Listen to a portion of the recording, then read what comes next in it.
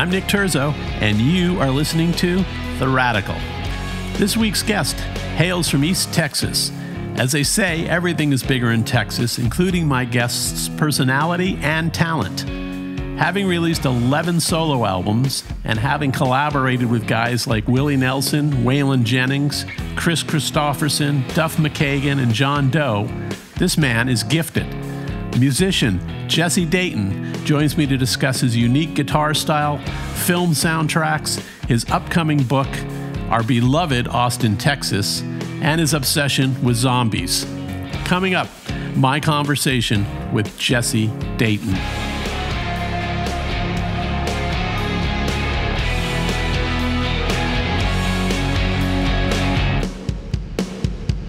Hey, Jesse, welcome to the show. My first Texan. I'm so excited since I moved back to Austin. Oh, wow. Okay. Nice, man. I'm honored to be here. How are you, Nick? You're the perfect diplomat, the perfect representative for the state of Texas. So, well, some would disagree, but what are you going to do? I mean, my family, 7 generations, and wow. And, we go back before, the Battle of San Jacinto, and my parents, my mom and dad, were the first ones to make it out of the oil field and become, kind of, I guess, pseudo academics. They went to college and, studied and so I had a very different, upbringing than some of my fellow Texans that I grew up with down in Beaumont, which is on the Texas-Louisiana border. And that's why I say all this. It's nice to be warmed as the, introed as the warm Texan, but, we're kind of divided down here these days. Yeah, for sure. For sure. And I mean, that experience, you just had a EP that you did last year called Gulf Coast, right? Which has that Cajun flair, kind of has that whole mix of who you are, because it's really hard to identify you, because stylistically you are flexible. Yeah. What was that like, kind of growing up there, between the Texas and the kind of the Cajun going on? Well, it's interesting because it's so unlike the rest of Texas. First thing, there's a lot of Catholics there, and rest of Texas is super, Protestant Baptist. So I grew up with a lot of people with French names, and a lot of Cajun people, and Beaumont, from Beaumont to say, right above New Orleans is real Cajun country. In fact, I'm only one of 5 Texans to ever be asked to play the Fado Do stage at Jazz Fest, because you have to be from Louisiana to play there. But they let you in if you're from Beaumont, and that, that's kind of the cutoff. And in the musically, it was just insane. And, it prepared me for so much, especially being a session guitar player or playing different kinds of music. Cause I grew up with, I'm 55 now. So I grew up, in the 70s when we still had regional hits. We had 24-hour Cajun DJs. We had all this great music coming in from Louisiana. We had all this, Latino music. We had, a lot of rhythm and blues, a lot of Black folks, a lot of African-American influence. And so, Dallas to me was just like a sea of white people, you know what I mean? And it's still kind of a weird thing, but I'm very, grateful that I got to experience that. And I knew I would be moving to Austin because my mother was studying, I think she was doing her dissertation for some big, degree she was getting. And we would walk down, these streets in Austin. I would see all these gorgeous hippie girls and hip huggers and halter tops. And I was like, oh, I'm definitely moving here as soon as I could. Dazed and confused for real. It huh? it was literally Dazed and Confused. It was like the same exact soundtrack. All those songs from the movie were what they played. And, you'd walk down the drag in Austin over by a UT, and it was just like, for a, small town kid, it was mind blowing. That's so great. How long have you been in Austin now? Well, I got a place here when I got out of high school, but it was more like I kept a room at a musician crash pad. That was back when we could all move in together for $400 or $500 and rent a house. And then I got a record deal, and I lived out in Los Angeles for about 3 years, but I kept my place here the whole time. But I bought my house here over 20 years ago. Yeah. So smart now, isn't it? Well, I'd like to take credit for it, but my wife, who's from a completely different world than me, she basically put a gun to my head and said, "Hey, dum-dum, you're going to take some of that movie money and we're going to buy this house and be grown-ups." Beautiful and smart. Yeah. What more can we say about your wife? Yeah. So when you did the Gulf Coast sessions, did you do that prior to COVID? Like, I did. You were going to go out and do some touring and stuff? Or well, I never meant to release it, really. I played everything on it except some fiddle and accordion. But I recorded that record for $500, and literally I made it myself with a buddy of mine. And the whole idea of the record was, hey, we just got the proverbial rug pulled out from under us. The whole it's apocalyptic, and I'm not going to be recording anytime. So why don't we just put this out? And I told the label, I said, let's don't go full throttle with PR, and, let's just put it out to my existing fan base. But because I made it for so cheap and we had no money in it, it did really, really well for me. In fact, I tell younger musicians all the time, I'm like, if you got your house in order and your business together, you don't have to sell a lot of anything to make a pretty good living doing this. Right. Well, that's what I really want to talk to you a little bit about, because I think you've built, kind of a fascinating career. You've been able to play with legends, been able to go down your own path with your own career. You experiment outside with film and film music and directing. You just have had it's an interesting artist career that's multifaceted. And I think people can kind of learn from you how it can be done somewhat. Yeah. A lot of it was done out of necessity, the old punk rock, do it yourself, DIY thing. Because, when I was a kid, Joe Strummer saved me from going to hair metal concerts, and I was well on my way. Luckily, I'm old enough to remember pre-metal when hard rock was really cool. It was really great. You had Thin Lizzy, you had all these early kind of bands. And then by the time post Van Halen came out, the Clash came along and saved me. And that whole philosophy, I remember seeing the Clash, and a guy named Joe Ely was opening up for him. And I'd never seen Joe before, Ely, and they were both playing like Buddy Holly songs. And there was this kind of through line through the whole thing of style. And, like it wasn't cool to lust after the whole stardom thing. It was more like, hey, we're just going to do this for ourselves. And so that kind of carried on later. And, what happened with me right before the pandemic hit was a good friend of mine in Los Angeles, who was a literary agent, was having dinner with this guy named Ben Schaefer, who is, he's a big editor, publisher for the Hachette Book Group. And he's done some pretty heady stuff. He edited the Christopher Hitchens books, the last 3, but he also did the Replacements book, and he did Steve Jones's Lonely Boy about the Sex Pistols.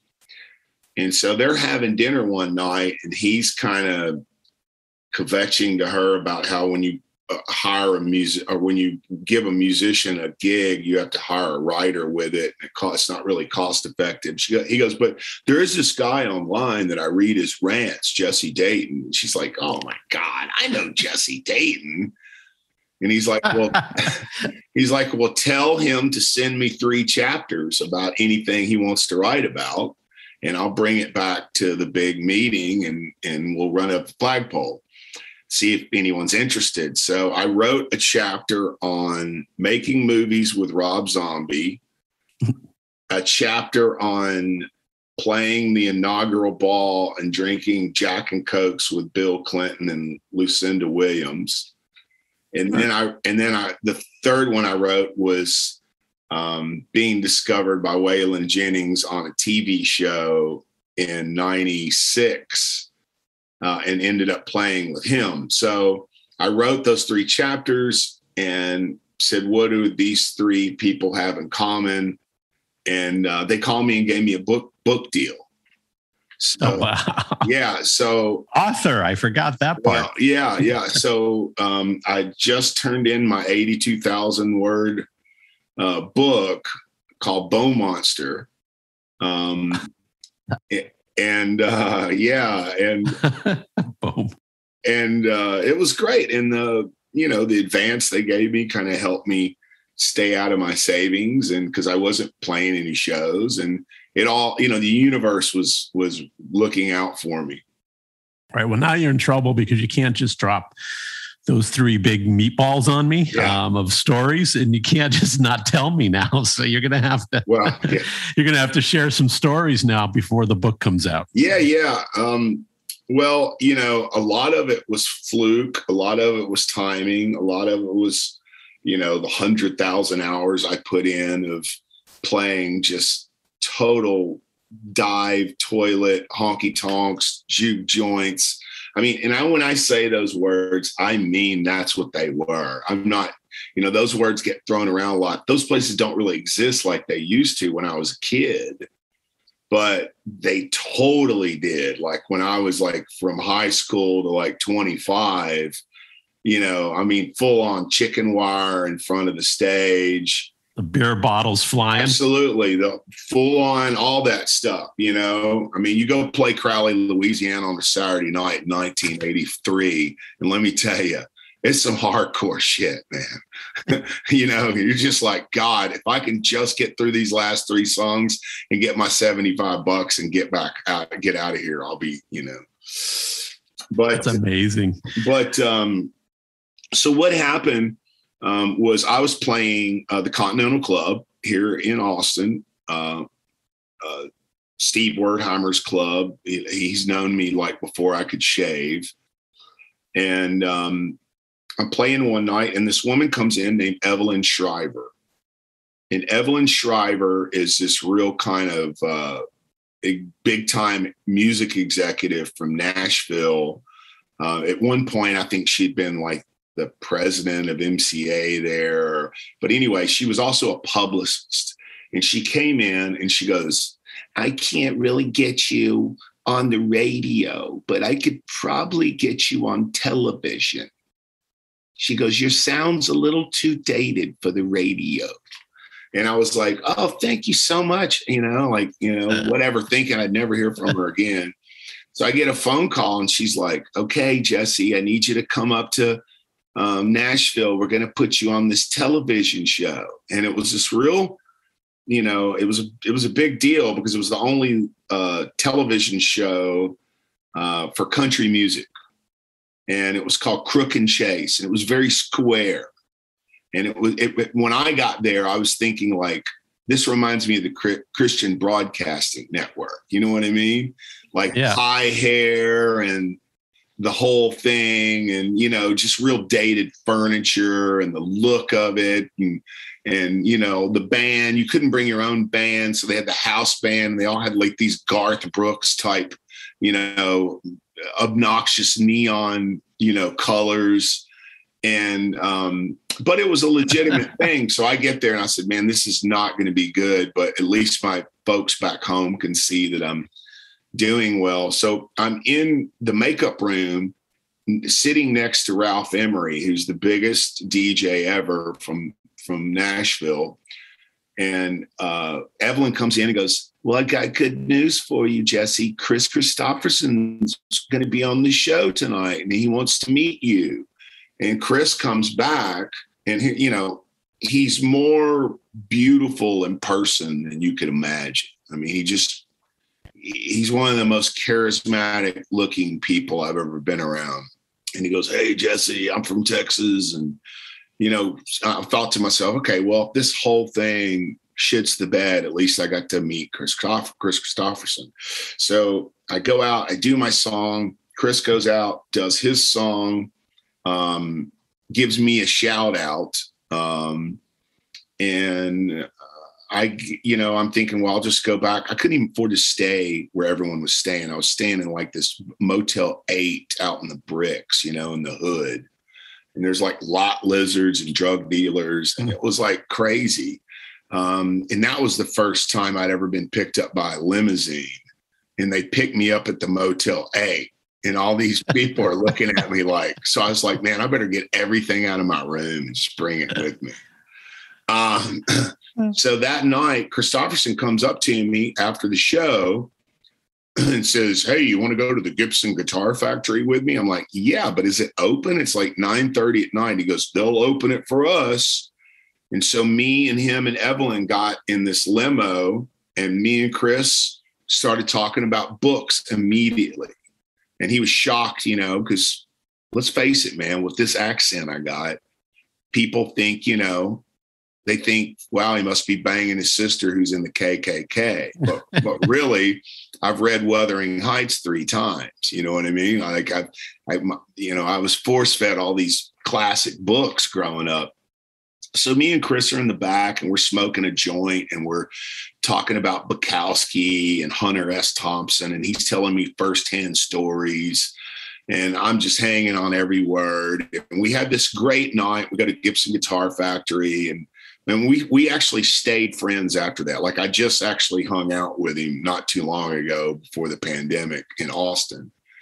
And so the next morning I'm leaving this Fleabag motel, and my phone rings, and this voice goes, hey, Hoss, I got your name. I got your hotel number from the limo driver, and I'm over here at Woodland Studios and want to know if you'd come over here and play some guitar for me. And it was Waylon Jennings. Wow. So I got in this beat up truck, and I drove it over to Woodland Studios, and I knocked on the door, and Johnny Cash opened the door. Holy cow. And he goes, are you just going to stand there with your mouth open, or are you going to come in and play that thing? And then he really turned the screw and goes, hello, I'm Johnny Cash. So I was freaking out, you know. I mean, Johnny Cash was God in bone. How old were you then? Like I was 24. Damn. Yeah. So I go in, and we had this great day, and that's how it all began. And I had, you know, I wrote this whole chapter in my book on John, and one on Waylon, and one on Chris, and one on Willie. And, you know, I played with Ray Price and Johnny Bush and a lot of lesser known Texas legends, but then it just kind of kept going. And I got, you know, I played with Glenn Campbell, and, you know, I was a younger guy who could hang out and keep his mouth shut and not vomit, you know, lead guitar parts all over these classic songs. I could play, you know, the melodies, and so that's how that started. And then I ended up, when I was leaving the studio that day, Waylon was like, hey, I'm doing this new record and I want you to come play on it. So I'm going to call you. Mark Knopfler and Pete Anderson are going to be on it too. And he called me and I went back and I actually ended up playing on the entire record. Incredible. That's incredible. Those are your idols, but then they become kind of your godfathers. Well, they were my heroes, my idols, and I have gone on to play with other people who were big time and who I loved, and who a lot of other people love. And people say, hey, isn't it great to play with your heroes? And I'm thinking, and of course I always say yes, but some of those people were not my heroes. And that didn't mean I didn't love them, but Cash and Waylon and Willie and those guys really were my heroes, because those are my earliest memories of, being in a back of a Suburban or a Cutlass and the 8 tracks clicking over to the next, in the middle of the song, it's going, that's what was playing. Amazing. That is amazing. So tell me, how do you view, because the whole Texas music thing is kind of like its own ecosystem in a way. Sure. Kind of explain a little bit of that to my listeners. And is it the same it's obviously not the same, because we just talked earlier of the honky tonks and the dance halls. And those things seem to be something of the past now with all this progress, as they say. Yeah. Talk a little bit just about Texas music. Well, Texas music, it's a really interesting thing, because the first big blues record before Robert Johnson was got by a guy named Blind Lemon Jefferson, who was from East Texas, not too far where I'm from. Lightnin' Hopkins was from not too far where I'm from. And a lot of the Texas stuff, Bob Wills, the pioneer of king of Western swing. The story goes is that his steel guitar player went over to Hawaii, heard this amazing Hawaiian slack key slide guitar, brought it back, and that infiltrated country music. Texas has this amazing foundation. If you look at it, of course, when I was a little kid, we had Mexican singers all over the radio. And some of it I thought sounded like circus music until I got older and played with Flaco Jimenez and realized that, these are the best vocalists on the radio. They have better instruments and they sound more operatic and they could sing. So you get all that stuff. And then you got the songwriter tradition here with Guy Clark and Townes Van Zandt and those guys. And you put all that stuff together and it really creates this unique thing. Doug Somm was really who was the king of that. He played on my first 2 records, and he was the guy who really took all of those things and said, I don't care what you call me. I don't care. I don't need to be in a genre. Sure, it's going to hurt my commercial appeal, but I don't care. I'm going to play this song, and then I'm going to do one like this, and I'm going to do one like that. And so it really started in some ways, he's kind of the godfather of that. And of course, the Broken Spoke here in Austin, a lot of people don't know, but the whole cosmic cowboy and outlaw country scene really started on that stage. You had Jerry Jeff Walker, who was bigger than Willie when Willie got kicked out of Nashville and moved back here. And then Willie's playing there every week. And, these scenes went on to spread out throughout the nation and eventually out through the world. And that's why. And plus, it's such a big state. I could just play in Texas for the rest of my life and make a really nice living. Right. No, absolutely. So, and rest in peace, Doug Somm. Yes. When I was a young A&R man and naive and didn't have my music history so well understood.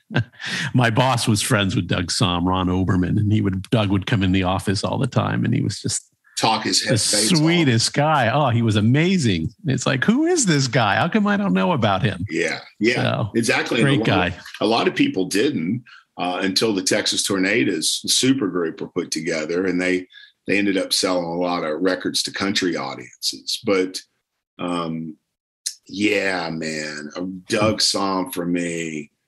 One time I went to a opening day at the Astros baseball in Houston, and I went with Clifford Antone and Doug Somm, and I drove this 50 Ford, and they talked the whole way about baseball and smoke so much weed. So we would be driving past these Texas troopers on I-10, and there'd be just like, it was like Cheech and Chong, just weed smoke just coming out. I'm super paranoid, and they don't care at all. Amazing. So amazing. So, so you've done what have you done now? Like 11 solo records? Is that kind of where you're at this point? I think so. Yeah. I mean, I think. Did the label thing work out for you? I mean, like you said, you got a label deal, you went to LA. I mean, how did that work for you, or what did that teach you? Well, it did work for me in the sense that it empowered me and showed me what I didn't want to happen. The thing about big labels is, and this, a lot of people don't know, but the first two Bruce Springsteen records and the first two Tom Waits records, which didn't sell at all, were made with money that Barbra Streisand had made for the label, and that's a great thing to fund newer artists with, she wasn't really a heritage, but she was just super hot then. And that's great if you've got a way to get that music to the masses.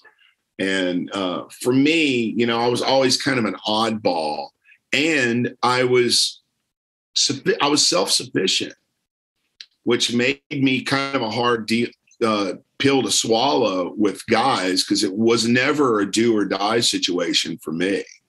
I was just like, well, if this doesn't work out, I'll go back and play 4 gigs in Texas and take care of my bills for the next few months and go do something else, and by no means was I getting rich or famous, but I was building this story. And I knew that, it's still happening. It's still happening now. I got a call the other day from Glenn Danzig, and I'm going to go out and work with Glenn Danzig. And right before the apocalypse, I went and played with Lee Scratch Perry, and just bizarre things,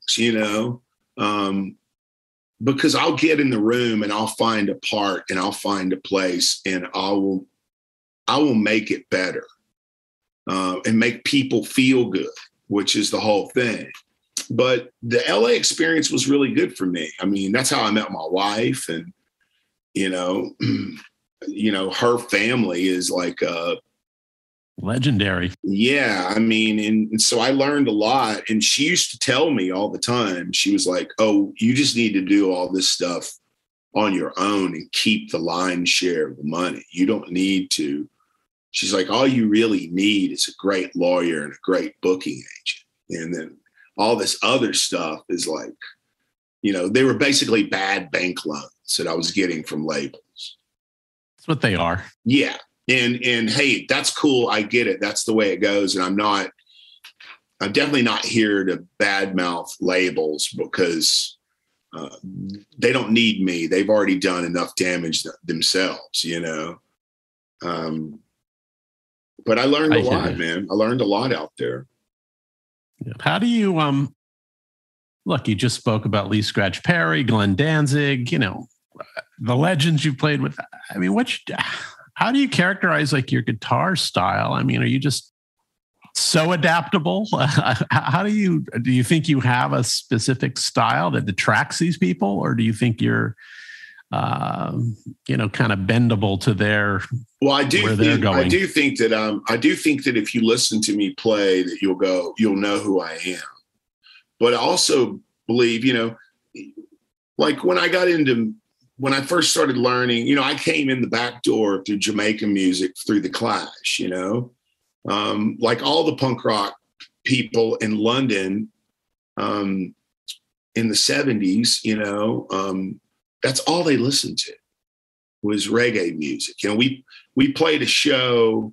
We would literally go and play in London and no one would show up. We would have like a small handful of people. And then Joe Strummer's widow, Lucinda, saw us and she called all her friends. And then the next night the show was sold out. It literally happened like that. And I got to meet, Chrissy Hine and all these people and became friends with them. And all they were into back then was reggae music. But I think what it is, man, is, people, a lot of it's just me meeting people socially, and they're like, oh, that guy, I had a nice conversation with him and, it's that kind of thing. It can happen a million different ways, And talk a little bit about the film part of your life. You seem to have an obsession with zombies. I don't know if that's true. How did the connection with Rob Zombie come together? You directed a film kind of about zombies. So let's talk a little bit about your film career. I was always a film nerd. And a good buddy of mine, Lou Temple from Houston, Texas, he's been in LA forever. And if you saw a picture of him, you would say, oh yeah, I've seen that guy. He's one of those, I think it's 6% of SAG actors who aren't stars, but make a really nice living.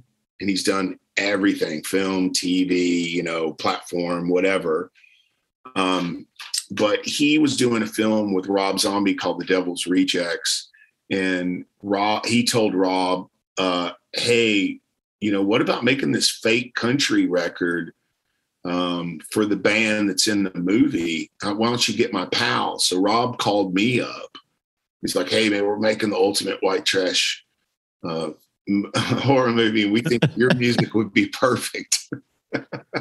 And I didn't really know a lot about Rob Zombie. Not that I don't love Rob now, because trust me, man, I love Rob Zombie now. But I knew More Human. I knew that hit song that was on the radio, but I'd never really paid attention to it.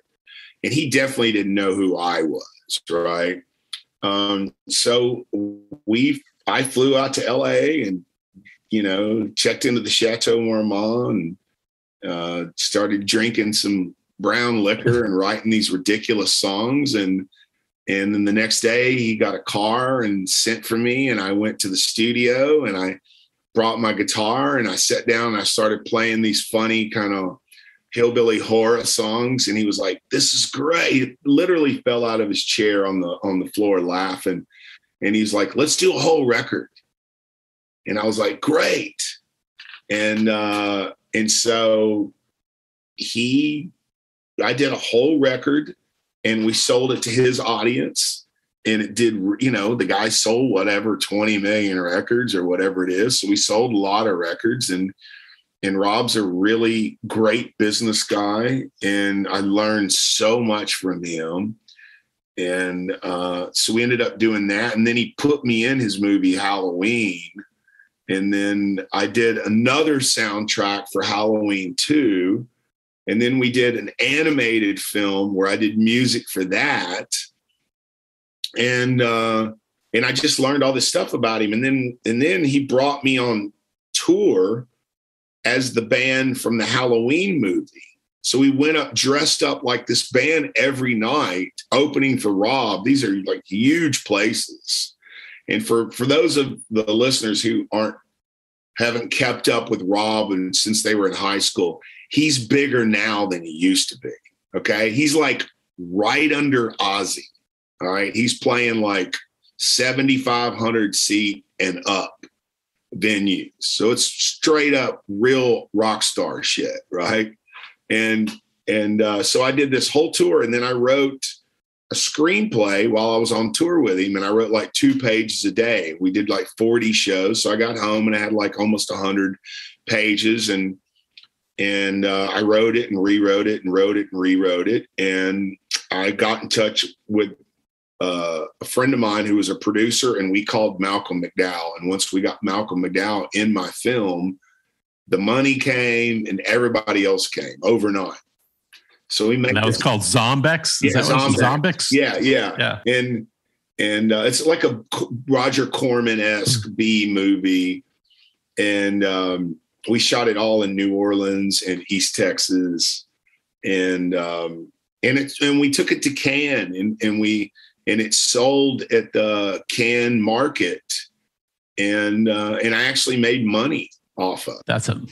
Who can say that in the film business? Yeah, that's awesome. I mean, I talked to several people about it. I mean, I didn't make much, but I got paid for what I did. And and I realized that I never want to be a film director, because that's like the hardest thing ever. And what makes that hard for you? I mean, which part of it? Well, I don't mind answering a lot of questions. I don't mind having a really cemented, solid point of view, all that stuff. But I do mind only getting 4 or 5 hours sleep for 30 days. And, right. And, but I ended up getting, I had to fight to get Corey Feldman in the film, because they were like, he's washed up. I was like, John Travolta was making talking baby movies before Pulp Fiction. I said, this guy has a name. I love Goonies. I love all those movies he was in when I was a kid. Let's get Corey Feldman. So we did, and we got Corey Feldman in it. Got Haig, late great Sid Haig, who I'd been watching my entire life, everything from Bond films to Pam Grier, blaxploitation films. And we had Kinky Friedman, we had John Doe from X. That's how I met John Doe, and went on to play with X when Billy Zoom got cancer. And it was just crazy. But I realized that I was a writer and that I could write. And I had actually licensed a script before that.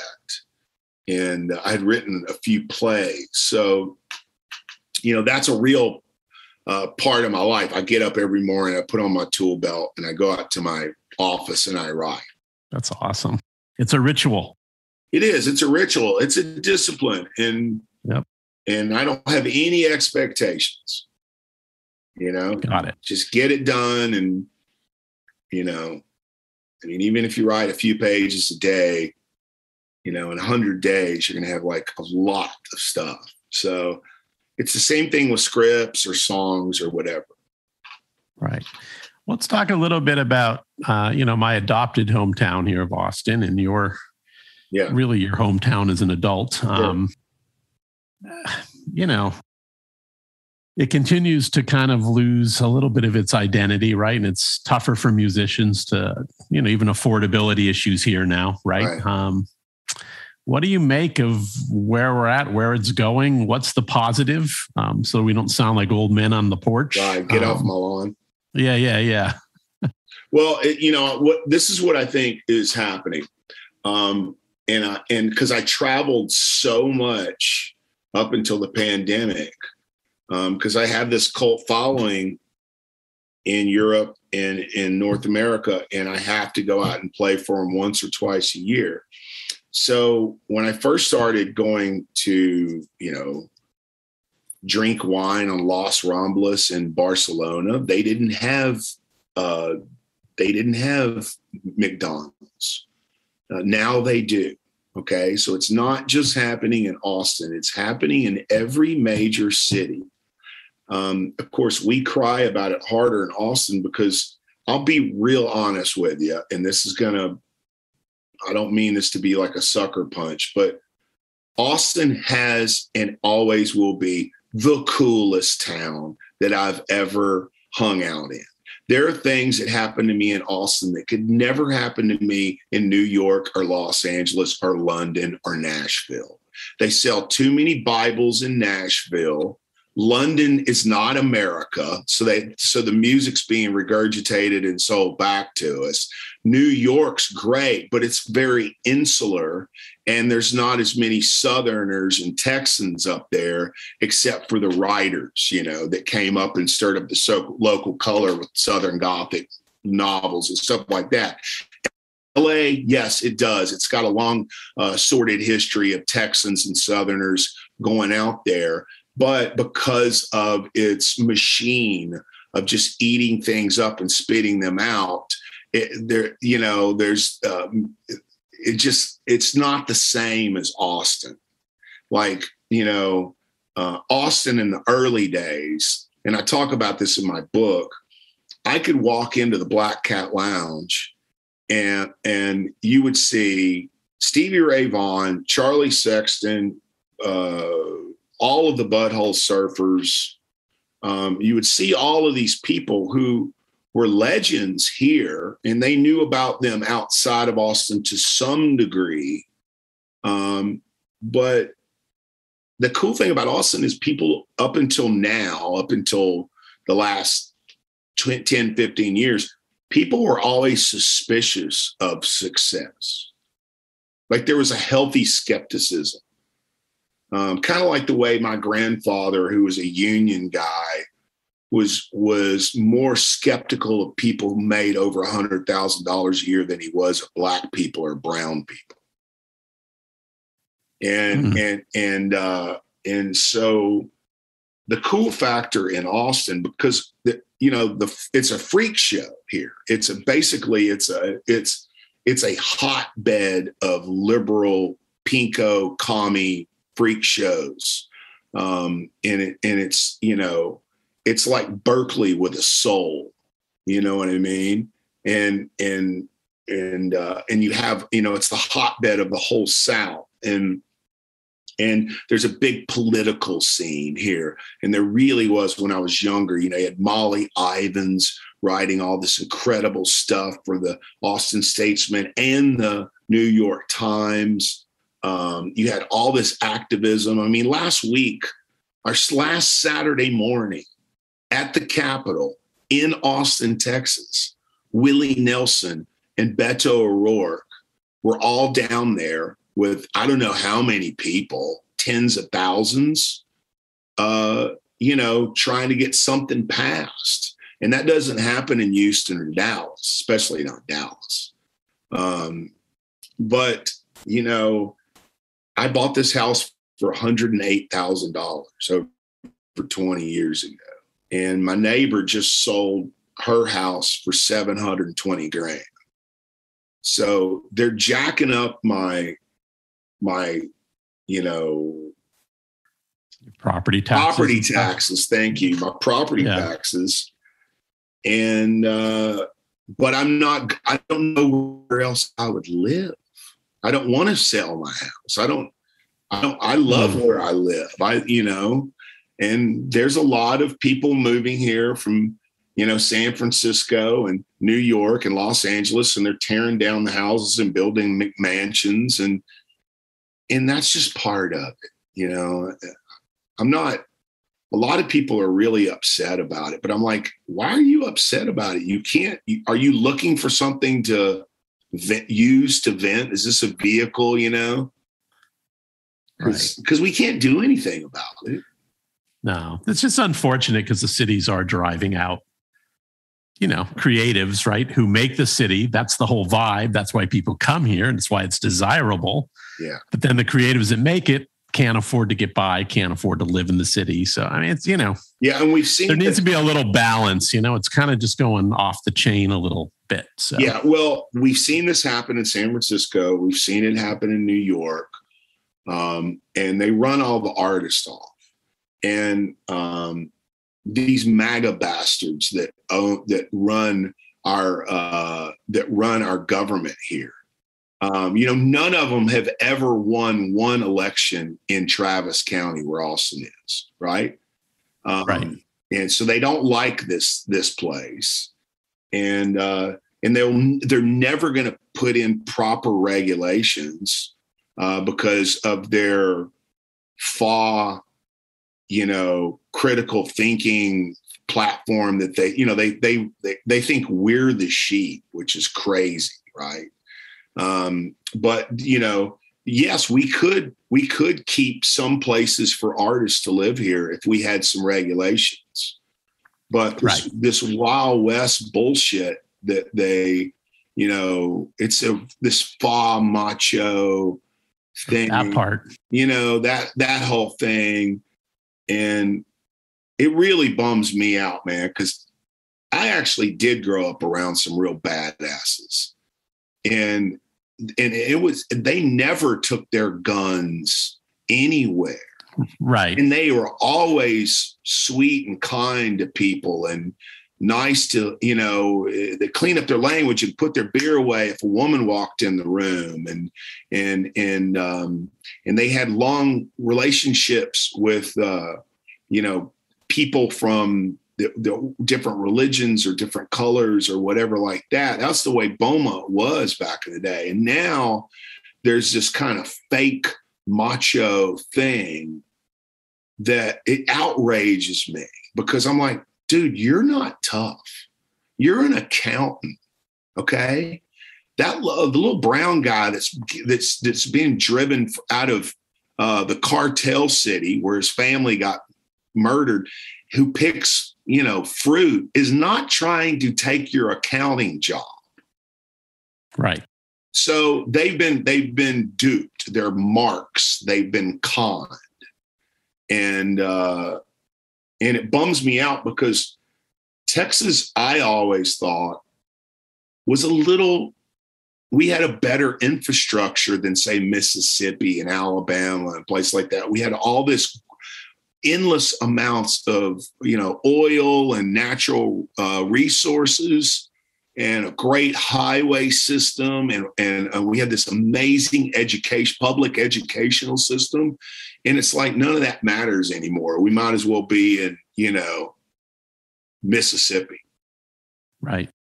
Self-reliance, Yeah, but their version of self-reliance. Yeah, look what happened when we all froze to death. You know what I mean? Right. I mean, that was because that's a perfect example of this libertarian pipe dream. It's like we're going to turn into Somalia any second. The next time it freezes. Right. Okay, we're going to do a little rapid fire here, and I'll wrap it up for you. Sure, Ben. So. Touring plans? Or are you being conscientious around this new variant and stuff? Do you have stuff on the books? Yeah, we do. We just pushed it back, but we are being conscious of it. But we are going to start a tour. The book and a companion record is going to come out on November 9th. And then I think we start that day in Phoenix. And then we do a West Coast tour. Now, if things get progressively worse, then we'll pull back, and I'm fine doing that, Right. And what did I have here? There was one. Oh, do you have your own show like on Gimme Country? I do. For the listeners who don't know, there is a app that you can get on your phone for absolutely free. It's GIMME Country. And my show is on every Wednesday, 2 p.m. Pacific time, 4 p.m. Central, 5 p.m. Eastern, and 10 p.m. for our listeners in UK. And it's free. And so you just put in Gimme Country wherever you get your podcast or apps. You listen on your phone. And I play all this crazy stuff, whatever I want to play. And I have all these great guests on there. I mean, I just had Billy Gibbons from ZZ Top. As you know, Dusty just passed away. And let me tell you, when a member of ZZ Top passes away in Texas, it's a big deal. But I had, just had Duff McKagan on there. And, I have all kinds of people have been on there. So it's not just a country show. So it's a really, really, really cool show. So yeah, I like those guys. I met them when they went through Techstars. oh yeah, really? Yeah. So, huh? Tyler is one of the Yeah. Fantastic guys. So it's an interesting concept. So it is. I hope it. It's scaling pretty good, and I hope it does good. There's people sniffing around, interested in buying it, and it's great. I love having my own show. I mean, I have a new guest every week. And that's my regrets about the podcast, is I can't do any music on here. And it's, I don't know. Talking about music sometimes seems a little boring and redundant rather than hearing it and listening to it. Sure. So it's a tough thing to do, It is, but it's also, hopefully an exchange of ideas. I mean, I listen to a lot of podcasts, and I listen to tiny ones and I listen to big ones, and the exchange of ideas always inspires me because I'm like, wow, that's great. What if I tried it like this? And, this podcast era that we're living in right now is pretty amazing. Yeah, I don't think some do, but I think the majority of people don't understand the value of this. I mean, this is like, it's all free, you know what I mean? And it's, absolutely. It's a lot of thought leadership going on. And as you say, exchanges of ideas, and it's a great format. Absolutely. I mean, there's so much stuff that you can do right now. Emily just took some law classes online for free from Harvard. So great. I mean, that's crazy. That's awesome. It's awesome. Open. So, yeah. All right, my friend. Listen, I could go on. We'll probably do part 2s of this when the book comes out. Right on later, there. If I can convince you. Yeah. And as friends, we could go on like this for hours, but we're not going to. Let's go have dinner. I hope to see you soon, man. Yeah. I'm vaccinated. I would have got 10 shots in March if they would have let me. So I'll give you a hug, brother, and let's go get some, break bread together. Cool. I love it. Stay healthy, my friend. Okay, brother. Take care. Bye-bye. Thank you for listening. This show originates from the podcast capital, Austin, Texas. My producer is Sean O'Neill. Visit theradicalpod.com for updates and even some merchandise. Also, please subscribe at Apple, Spotify, Stitcher, or wherever you listen to your podcasts. And I also ask that you please share episodes with your friends so we can continue to grow our community. See you all again next Friday.